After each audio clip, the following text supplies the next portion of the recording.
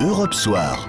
Il est 19h11, Europe Soir continue avec vous, Nicolas Poincaré, et les photos sonores. Les photos sonores de Benjamin Muller. Bonsoir Benjamin. Bonsoir Nicolas, bonsoir à tous. Tout ce qu'il ne fallait pas manquer à la télé, à la radio ou sur le net, les photos sonores du jour, c'est parti en 3 minutes. Et on commence avec ce témoignage d'Inès. Inès, c'est une jeune collégienne venant des Alpes-Maritimes. Avec sa classe de 3e, elle s'est rendue à Auschwitz pour une visite scolaire et en fin de journée, elle a été interrogée par Arthur Mbaché pour Europe 1.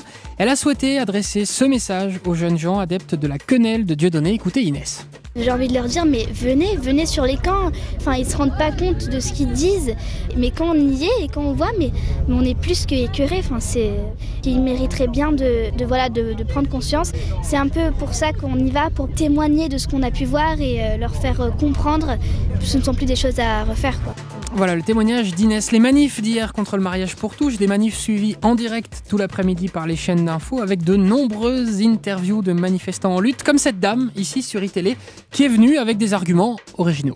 C'est pas forcément parce qu'on porte du rose ou du bleu qu'on est marqué. Mais de toute façon, moi je trouve que maintenant, on dit qu'on ne fait pas de différence.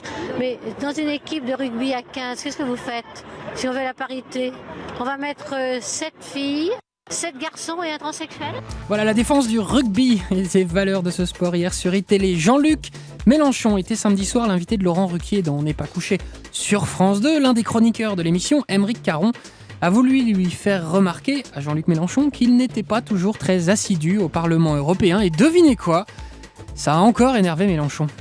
Vous avez donné vous-même une Non, interview. ce n'est pas vrai. J'ai les chiffres, je veux bien qu'on les reçoive. Non, vous tous. n'avez pas de chiffres. Si, j'ai les chiffres. Vous racontez n'importe quoi et vous l'avez fait exprès pour pourrir l'entretien que nous avons. C'est vous qui êtes un branleur, pas moi. Vous avez participé Mais à non, mais bon. 66% des votes en séance plénière, ce qui vous place au C'est faux. 722e rang C'est des faux. députés C'est en faux. termes d'acidité C'est faux. sur 766 C'est faux. élus. En tout cas, ce qui Allez, est bon, vrai, allez-y. En tout cas, ce qui est vrai, c'est bon, que vous vous êtes expliquez. un branleur et en tout cas, passons à autre ce qui est chose. vrai, Ça va, tout le arrêtez, monde. stop. Alors, Voilà, arrêtez, stop. Et enfin, à l'occasion des 24 heures du sport féminin, le service des sports d'Europe 1 a eu une brillante idée ce week-end, faire commenter tous les matchs de foot du multiplex Ligue 1 par des couples mixtes et pas uniquement des journalistes hommes, comme c'est le cas 99% du temps. Donc, pour chaque match, 2 journalistes d'Europe 1, un homme et une femme, pour un résultat culte, il faut bien le dire. Oui, 13e minute, centre de Sissoko, le Sénégalais de la droite, qui trouve la tête de Bedoya, pardon, excusez-moi, je me trompe. Mais on l'avait travaillé celui-là en plus, Jeanne, hier à la oui, rédaction. je sais, je suis navrée. On a toujours 0-0 ici à Annecy entre Évian-Ajaccio, donc je suis très très jalouse. Bon, ça joue quand même, il y a quelques belles actions. Sissoko d'ailleurs vient de rattraper un ballon d'Évian. Donc pour l'instant ça joue, mais toujours pas de but. Et le but à Bastia. Eh bien on y retourne. Festival de goal. Je l'aurais fait une fois dans ma vie, merci.